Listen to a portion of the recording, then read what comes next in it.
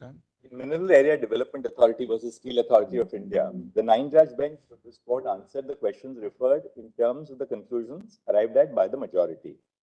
In the process, the judgment overruled India Cement Limited versus State of Tamil Nadu, and subsequent decisions of this court were relied on it. After the pronouncement of the judgment, counsel for the assessees submitted that the judgment may be given prospective effect. Therefore, the proceedings were listed for hearing submissions on whether or not the judgment should be given prospective effect. We have referred to the submission to the learned counsel, and the conclusion is the submission. I called the judgment MADA because just as a short form. The submission that MADA should be given prospective effect is rejected, bearing in mind the consequences that would emanate from the past period. The following conditionalities are directed to prevail. A. While the states may levy or renew demands of tax, if any, pertaining to entries 49 and 50 of List 2 of the 7th schedule, in terms of the law laid down in the decision in MADA, the demand of tax shall not operate on transactions made prior to 1 April 2005. B. The time for payment of the demand of tax shall be staggered in installments over a period of 12 years, commencing from 1 April 2026. C. The levy of interest and penalty on demands made for the period before 25 July 2024 shall stand waived for all the assets. We have basically we have said no interest, no penalty.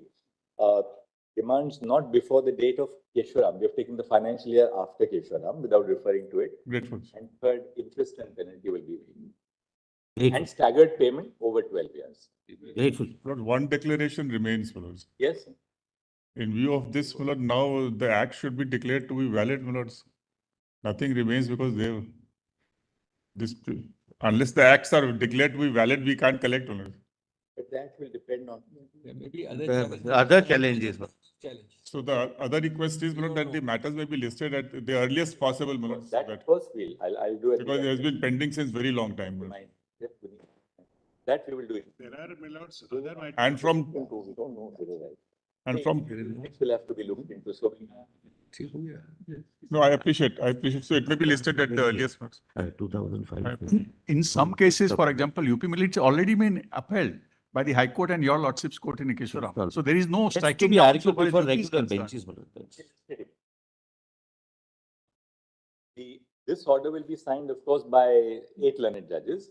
Sister Justice Nagaratna will not be a party to this order because my sister had dissented in the main judgment. Correct. Because this is an order on the stay, so naturally this has to be an order of 8 judges. But silence is acceptance, Milord. I'm sorry for this indiscreet statement. Monam Svikar Lakshanam. In this case is a reiteration of what I have said. Yes. There are, Milords, other analogous matters challenging surface rent, etc., which are not part of this batch. Those matters are also very, Milords, pending since quite some time. So what you can do is maybe the solicitors junior and all of you can sit together and give us a bifurcation, which are the matters. Then I'll immediately have a I'll pass an order on the administrative side listing these matters so that for early exposure, because we are pending for so long. We shall do that. ROP could be drawn. So In view of the dissenting opinion by Honorable Justice P.V. Nagaratna in the main matter, the proceedings are being signed by the 8 judges forming a part of the majority. Lordship. Obliged to Lord. I'm grateful. Please, I'm sorry for the impertinence. reminder, right time. I thought it will come from my Lord Justice Roy. There's always room for hope. I was hoping that I'll persuade Sister Nagaratna even now. Thank you. We're grateful to you, Lord.